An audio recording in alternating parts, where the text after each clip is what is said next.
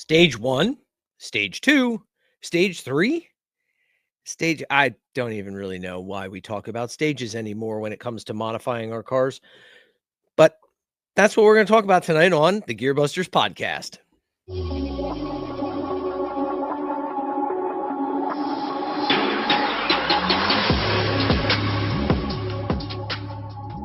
So I wanted to do things a little bit differently tonight. The other day, my son and I were talking about cars because, well, he's 16 now. He just got his first car. It's a 2006 Acura TL with a 3.2 V6, a bunch of different stuff like that. It is an automatic, guys. Don't give him too much crap for it. But he's talking already about modifying it and things like that. Wonder where he got that bug from. Definitely wasn't me. Anyway. So I was talking to him about some various things, and he started talking about like modifying, and it kind of got into that conversation of like stages, right? So even now, you still find some of these things: the stage one tune, a stage two, stage four, whatever. And the issue is that stemmed from about 20 years ago there, and probably even before then, but 20 years ago when I was getting into cars a little bit more heavily, the scene kind of changed a little bit, especially with the era of the Fast and Furious movies that came out, because of the simple fact that these guys kind of just use these generic terms. They kind of threw tuner terms out there that kind of threw people off and stuff. And I don't know, it just didn't resonate with me very well, although you just kind of used it. You'd be like, oh, I got a stage three, whatever, right? But the problem is that stage numbers in car modifications are kind of more of a vague generalization, right? Stage one being basic, with stage three plus usually involving internal work or even just adding a turbo or a supercharger to the mix and things like that. And it according to, a lot of the generic research, and, if you plug this stuff into Chat GPT or any of that stuff, it does tell you that it's kind of like, it's helping enthusiasts create a broad extent of the modifications. And honestly, stage numbers are ambiguous. There is no universal standard. What my tuner might call stage two, your tuner might call stage 1.5. They might even call it stage three. It really all depends on the number of mods that were done, right?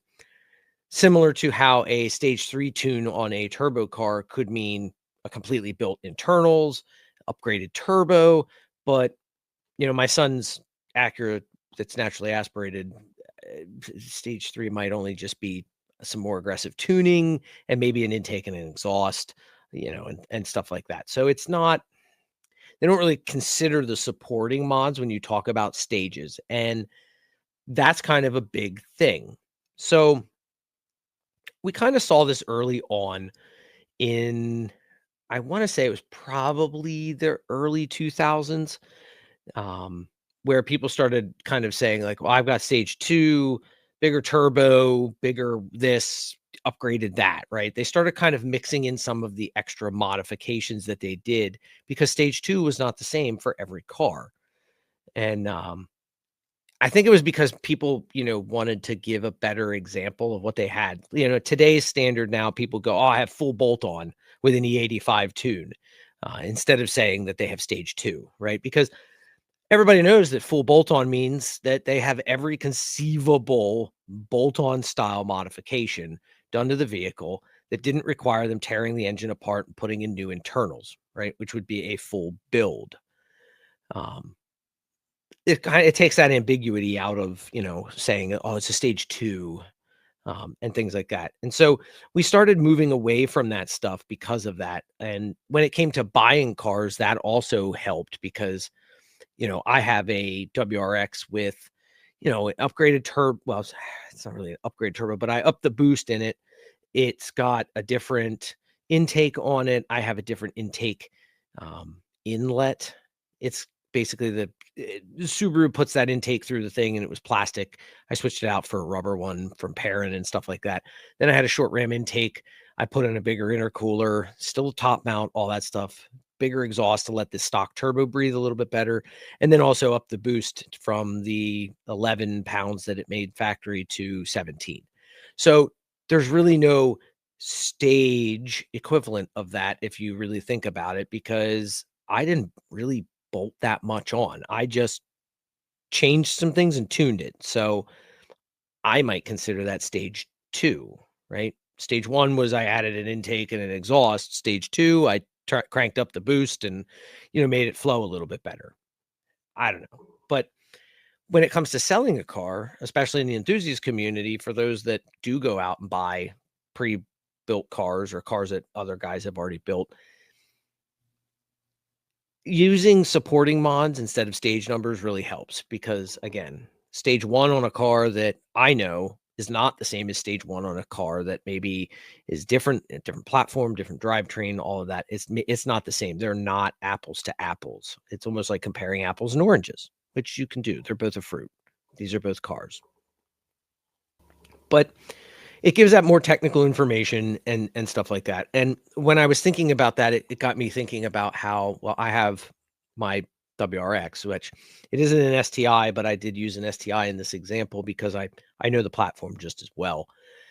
But I also compared it to an older car that I had, and 3, 2, 1, you can get ready to flame me, because it was a SRT4 Dodge, which everyone called it an SRT4 Neon or a Neon SRT4 and stuff like that. But Dodge marketed it as the SRT4, and it wasn't a Neon, even though it was built on the same platform. And, so I had a nicer engine, had a 2.4-liter turbo, had a Mitsubishi turbo manifold on it. It was a TD04 from the factory, and it did have a factory upgrade to a TD05 variant. But anyway, I decided to compare the SRT4 Neon, which had factory stage options. You had stage 1, stage 2, and stage 3 that you could buy directly from Mopar, because early 2000s, Fast and Furious, all that stuff, the car enthusiast market was alive with modifications. I mean, there were modifications out there for like literally everything, from a Dodge, Caravan, all the way, down to, a Chevy Cavalier, which was basically an economy commuter car. And so there was all these different companies out there. And so everybody had, I got a stage 1 kit and stage 2 and all of that stuff. And so even the Honda scene was big on that before I had my SRT4, because before I had gone to the dark side and gone turbo, as some people would say, I was into Hondas. I had my 1991 Honda Civic hatchback, had a B16A from Japan. Then I mated that to the stock transmission that it came with, which actually was the YS1 transmission. So for you Honda guys, you already know what that means. Super awesome transmission, could hold a lot of power. Was a JDM 5-speed, right? I ended up building this motor. We did a lot of work to it while I was in school, for auto repair and different stuff like that. And at the time, there was a program out there called like Lab Dyno or Desktop something or whatever. Basically, it used mathematics and the different things like that, and formulas based on how a dynamometer actually measures things and so on and so forth, to kind of give you a rough estimate on the kind of horsepower that you were pushing. And we plugged all the numbers and all the specifications of the engine into that. And according to what we did to it, it should have been somewhere around 250 horsepower. And out of a B16A at the time, that's 100, that's 90 horsepower more just from these mods, which I could list all the mods, still off the top of my head. It was crazy. I put the equivalent, right? Equivalent, mind you, of stage 2 Skunk 2 camshafts. After looking at the measurements that Skunk 2 put out about their camshafts, I determined that the intake cam was this far off from a Civic Type R intake camshaft, and the exhaust cam was this far off from the Integra Type R camshaft. Guess what? This is a B series engine. These parts are intercompatible. So guess what? I literally went to Honda, found the part numbers for the Civic Type R camshaft and the Integra Type R camshaft, went to my local Honda dealer and bought the cams. directly from the manufacturer, slapped them in there. It was about $150 less than the cost of the camshafts from, you know, buying them from Skunk 2. So now I had these different camshafts. The next thing that I did was I ended up doing some valve spring upgrades. We port and polished the head. I port matched the intake and exhaust to the header. I had a DC 421 header on it. It had a high flow cat. We had a cold air intake on it. And the creme de la creme of this car was the fact that I found the PW0 Spoon Sports ECU for it. I already had the PW0 ECU from factory, so finding the exact match coded with the Spoon tune on it was pretty awesome to me. So I ended up swapping a Spoon computer in it, which changed the VTEC ratings, dropped it from 4,700 to 43, which gave me a nice little boost in camshaft performance, that much sooner. So it was pretty cool. Anyway, thing probably made around 250. My quote unquote butt dyno, and some of the races in Mexico against WRXs at the time, which were 227 horsepower.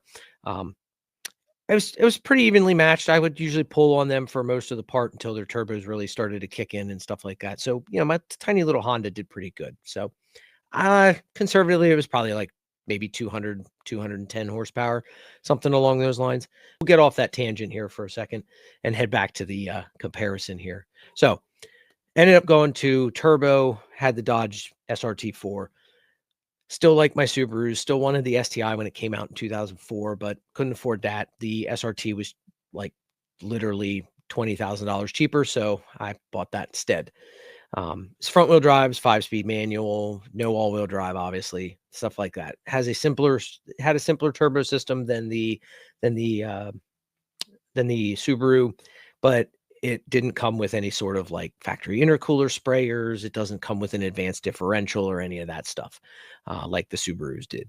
But the Subaru obviously was a 2.5 liter, so it was a little bit bigger of an engine, not by much, but it was a flat engine. It had a different turbo on it, which comparatively was the equivalent of, I think, almost the stage 3 turbo. If I had to pull up the specs or something like that. But anyway, all-wheel drive, 6-speed manual, has the driver controlled center diff, had the limited slip differentials, and different stuff like that. When you compare the two, though, bolt-ons versus tunes and stuff like that, stage 1 and stage 1 for the other car are two totally different things, right? So the SRT4 stage 1 was an ECU. Really, SRT4s were injectors and the ECU for stage 1. 2005, they just said, screw it. We're putting those bigger injectors in and we'll just tune the computer accordingly. The SRT4 had an ECU tune. You could upgrade the intake, maybe a catback exhaust for it. And that was the basic bolt-ons for stage 1 in the tuning world, for your Subaru. Now, if you did those on the SRT4, you were going to get probably 30 to 50 horsepower. The WRX obviously would use off-the-shelf tunes. You could do different boosts.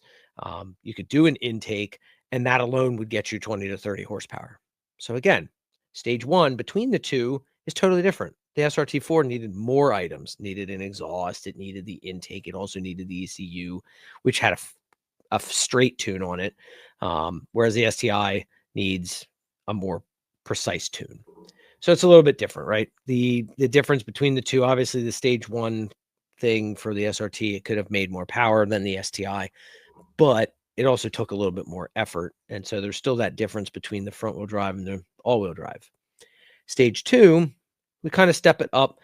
SRT4 would usually do the turbo back exhaust, an upgraded wastegate, change the boost levels, maybe change the front mount intercooler, even add maybe the sprayer, because Dodge had this thing called Turbo Toys for these cars, which added the intercooler sprayer and a dial a boost thing and different stuff like that. And stage 1 also allowed for you to do clutchless shift, or no lift, wide open throttle shifting.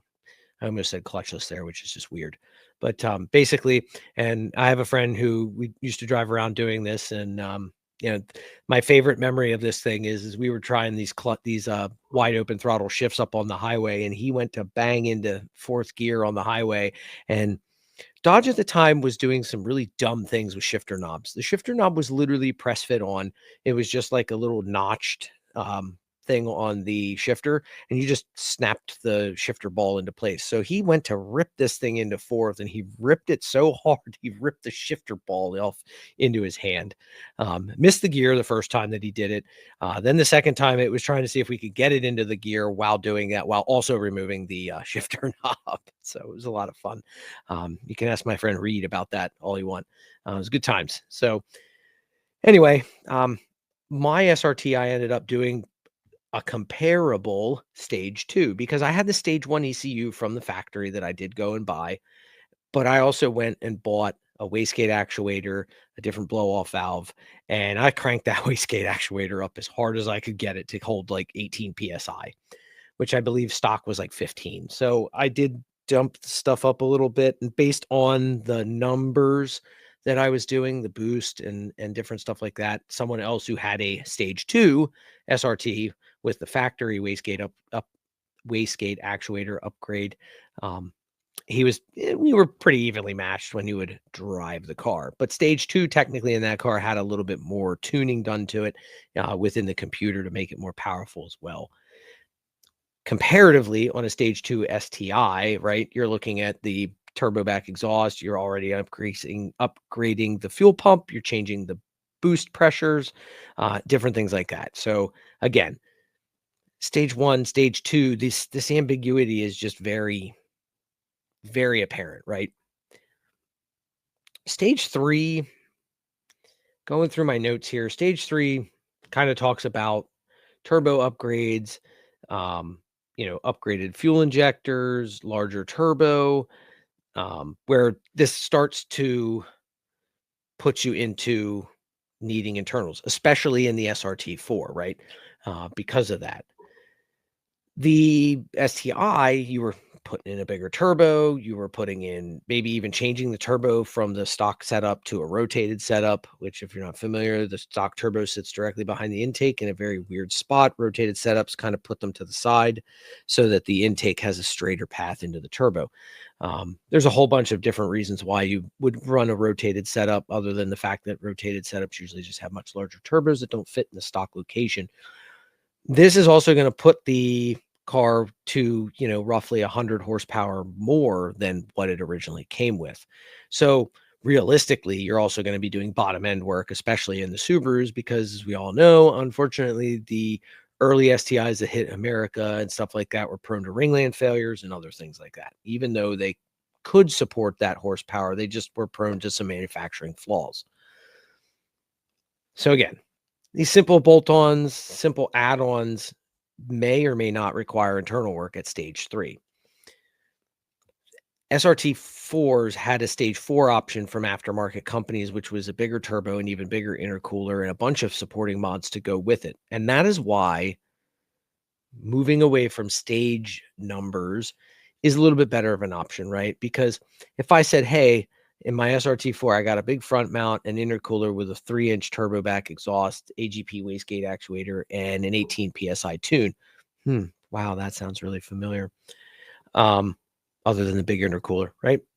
I already know that that's going to be producing a little bit more horsepower than the stock 250 horsepower. If I say in my STI that I got a Cobb with a turbo back exhaust, a 320 fuel pump from AEM, a Pro Tune with 93 octane, again, I know exactly what that car is a little bit more capable of, knowing what's been done to it. The other fun fact about these stages is that stage 2 can also, or stage 1 or stage 3, can literally mean totally different things between cars. And we kind of touched on that earlier when I was talking about the my son's Acura. Wow, that was a little ridiculous. Lost what kind of car it was for a second. Because drivetrain plays a big factor in a lot of this, right? A stage 2 front wheel drive car and a stage 2 all wheel drive car are totally different. The stage 2 all wheel drive car may actually be slower because of the fact that the all wheel drive components might bog it down a little bit more, or the tune isn't 100% right for that setup, right? So there's definitely different things in there that play a role. And that's where, again, someone's buying them or you're just trying to figure out what the other person's doing. Like if you're at a Friday night grunge night down at the local racetrack, you want to know what you're up against, right? Some guy says, "Oh, it's just stage 2. It's nothing to worry about." But stage 2 to him is, full bolt on with, you know, a slight tune. And your stage 2 is intake, exhaust, and maybe a small tune, right? So two totally different things, two totally different worlds. So thinking about that in terms of, why we moved away from talking about I have a stage 1 car or I have a stage 2 car, it really just kind of made it simpler. When I tell people that I have a upgraded exhaust, I have an intake, I have a bigger intercooler, and I cranked up the boost. They know that I've done some work to it, and you can kind of roughly guess on the numbers on what you're gonna get. For example, all of the work that I did to my WRX when I went up against my friend's, um, 2012 STI, we were neck and neck until he hit 6th gear. I never dynoed the car, but based on that fact alone, I should have been somewhere but dynoing again, roughly around 300 horsepower as well, because the cars are pretty evenly matched. The gearing is different though. So you could actually think about that and say that one car was actually slightly more powerful than the other because the WRX kind of has slower and taller gears. So maybe I had a little bit more than 300 horsepower. Don't really know. Never really took the time to dyno the thing. Um, just kind of went off my butt dyno and how it felt with other cars. That's why, like, when you look at real world examples of different cars, even just working on the SRT4 and the Neon, I was looking up some different examples here, right? And so, like, if you did a street weekend build or like a weekend warrior type thing with mild mods, bolt-ons, things like that. So, for example, just say you threw on a turbo back exhaust, an intercooler, um, a better intake, a different wastegate actuator, and had a tune for 93 in the SRT4, you might be pushing 320 horsepower at the wheels, in a front wheel drive car. Comparatively, if you had an STI and you did a Pro Tune with the access port, a turbo back, did the pump and deleted TGVs, the all-wheel drive is going to give you a little bit better of the jump off the line and different stuff like that, but you only might be 10 horsepower more than the SRT. So kind of throws there. And it's the same thing with track day setups. When you talk about front wheel drive versus all wheel drive, right? Track days are where you're going to see the differences between these cars, even when the stage numbers are the same. Um, a stage 2 SRT4 is probably going to struggle massively with traction, especially because those things ran such stupid skinny tires. If I remember correctly, they were like 205s. Yeah, 205s. Meanwhile, the STI is already running like a 215 and possibly even a 225, depending on the tires that or the rims that you might have put on it already. So comparatively speaking, the all-wheel drive car's already got the advantage when it comes to tire contact on the road, but it has that other advantage coming out of turns because obviously you can come into full throttle corner exits because of the all-wheel drive, whereas the front-wheel drive, you might end up a little bit of understeer because of coming out and trying to, get back up to speed too quickly while you still have massive steering inputs. Obviously, the car's a little heavier, things like that. All these different things play into that. When it comes to drag racing setups, I mean, if you looked at these 2 cars and put them side by side, you're talking a difference of a half of a second, which in drag racing is kind of a big deal for most people. But you're also talking about, again, limitations between front wheel drive and all wheel drive. They might have the exact same power, but they're not going to perform or trap the same speeds or hit the same markers because of these other limitations, because of the differences in the platform. But you can even have some of that stuff happen within all wheel drive versus all wheel drive. I mean, we could start looking at the Evo versus the STI, and I mean, I'm a big Subaru guy, but I will tell you right now that The Evo's all-wheel drive system is honestly, it's on par with Subarus, and in certain aspects of driving, the Evo's all-wheel drive system actually does a much better job at maintaining car control, when it comes to cornering under braking or acceleration, whereas the STI has these uncanny flaws of snap understeer and snap oversteer and stuff like that, which kind of throws things off it depending on how you're coming out of the corner, which again, then you have to do more mods to kind of help correct that or control it. So again, all of these different things are why we've kind of gone away from that whole stage numbers and things like that. Going off of stage numbers doesn't tell the whole story, right? And even power doesn't tell the whole story, right? I could have a car that makes 400 horsepower, but it's going to drive differently than another car that makes 400 horsepower. And it has everything to do with either the drivetrain or the suspension setup, your wheel and tire choices. All of these things make a huge difference in what matters to the car. And when I was talking to my son about this was one of the things that I kind of used as a relay to kind of hopefully make it make sense. We play a lot of Forza, whether it's Forza Motorsports or Horizon and stuff like that. And if you play the Horizon series, obviously the modifications are just arcade as yeah. You don't add an intake and an exhaust to every car and get 60 horsepower. That doesn't happen. Forza kind of has misled a lot of younger kids and some of the younger generation to not fully understand how cars compare to each other. Horizon tried to bridge that gap a little bit by the rank structures, like the lettered class cars, so D all the way up to X and stuff like that. And it kind of does a good job of it. But the biggest thing that I've noticed is that you will get cars that are in the same class, but in the real world, you probably wouldn't find them in the same class because either at a racing event or some other event, they just don't fit very well. There's actual performance limitations in there. Forza did a good job at balancing them out over the years and stuff like that. But again, video games are not necessarily the greatest model.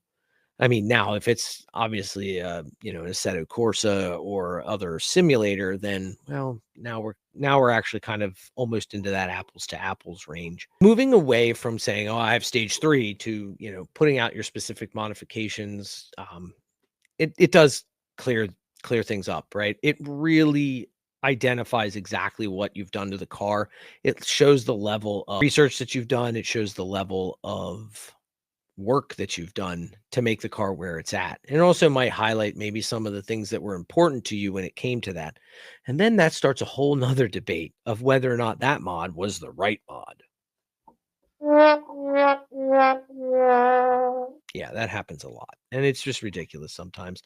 So that's why when I talk about some of this stuff and when I talk to my son about, the modifications that he wants to do, the biggest thing that I tell people, and I'm looking at this more abstract nowadays because one of the biggest eye-opening things for me when it came to, stages and power and all of that, especially when it comes to racing, right? If you compare a stock STI to the STI rally car from Subaru of America, they're not the same. It's the same platform. It might have been an STI as a chassis in the rally car from Subaru Motorsports, but it's it's not the same. And the crazier thing is when you find out that that car only makes 350 horsepower, but it whips down the stage faster than a guy in the same car with the same type of engine, but it's 20 years old and he's still using the original chassis. You go, wait a minute, that doesn't have 600 horsepower. That doesn't have 800 horsepower. And so that leads into almost a whole nother discussion that we could have, which is, this whole horsepower chasing thing. Like, oh, I got to have the highest horsepower, in my street car. Do you really need 800 horsepower in a street car? I just saw an article actually that the C8 is getting an engine upgrade for a new release, and it's gonna come with a 1,000 horsepower twin turbo motor in it. It's like, okay, cool. That's a great idea, and I really want to buy something like that. But do I need it on the street? No, not really. It's the same thing with like the Hellcat or the Demon that Dodge has. I love those things. They're awesome. But what are you going to do with that really on the street? By the time you get that thing to pony up and actually get the horsepower to do anything, you're already at the next red light. Um, and it's the same thing, even like with the pickup trucks between the Raptor and the TRX there. Why? I never really understood that. I think they're cool. I think it's awesome that we can do those kind of things. And the whole meme about putting a Hellcat engine in a minivan was pretty cool, which I would probably do. But I just don't see some of the hype. But that could be a whole nother podcast for a whole nother time and stuff like that. Tonight, we were just going to talk about why it's better to get away from those stage numbers. So this is why I always ask the question when somebody starts talking about modifications. And like when my son wants to start modifying stuff, I say, okay, what's your intention for the car, right? Do you plan on racing it? Do you plan on drag racing it? Like, what are you looking to do with it? Because you don't need a crap ton of horsepower. You can already see that this rally car here that's already going through the woods at 110 mile an hour without any issue has only 50 horsepower more than a bone stock Subaru STI. You don't need 500 horsepower. You don't even need 400 apparently, right? Because again, supporting mods for what you're doing and what the car is designed to do is what matters. The rally car is designed to get up to speed, get the boost up there, get the RPMs where they need to be and keep them there. But what helps keep that there? Transmission, right? So a lot of those things all play together, and that's part of the supporting mods.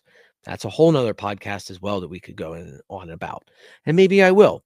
So if you guys want to hear stuff like that, or if there's other topics that you guys want to discuss, please, please leave me a comment. Let me know what you're thinking. Let me know some other topics that you might want to hear about. If you want to come on the podcast, let me know. Shoot me a message. I am going to tell you right now that I am one of the first creators, probably most likely. Um, Somebody can fact check that if they really want to. That is actually looking to bring its viewers, its subscribers, its followers onto the channel and actually do some of the crazy stuff with them, alongside of them, have them alongside of everything with us. And the reason I bring that up is because if you have not thought about subscribing to our Patreon, I highly suggest that you go check us out on patreon.com/drop of gear industries. There you'll find all of our exclusive posts. You'll find early access to our podcasts. You'll also find early access to all of the other videos and different things like that that we're doing. You can also get a sneak peek at some of the upcoming projects, and you can also interact with me directly and some of the other guys that help us out at the channel. Be a part of what we're doing. Help us change the way people look at the motorsports community and motorsports content. But it starts with you guys. And that's why our basic subscription is only $5 a month. It helps support this podcast and everything that we do here, because I'm doing this because I love it. I'm doing this because I want to make a change, but I can't make all of the changes on my own. So it's always nice to team up with others who also share this love for motorsports and everything that we're doing. So go to patreon.com, give it a try, tell us what you think, but let's get back into the podcast. Stage numbers have not really been a good way, I think, to convey what modifications have been done to vehicles. And I'm glad that we've started to slowly move away from those things. As talking with my son, I've determined that it's better to figure out what you plan to do with the vehicle, because you don't always need all of that horsepower. Maybe you can do it with less. Maybe you need more. It really depends on the intended purpose of the vehicle. And my son understands that. And so I'm excited to see some of the stuff that he does and how he plans to modify his car when I allow him to, really see just what his intention is with the car and how he'll understand that stage numbers really don't mean anything. Don't buy into that hype. Let's just tell it as it is, right? Stage numbers need to go away. People need to stop using them. They need to stop even implying certain stages of modifications. Just list the mods, guys. It's not going to kill you to just tell us what you've done. We'll determine how well your performance is increased or not based on what you've done. So, with that, pretty much is going to be a wrap up for everything tonight here on the Gearbusters podcast. So, without further ado, let's take it home, and we'll catch you guys again next time on another episode of the Gearbusters podcast.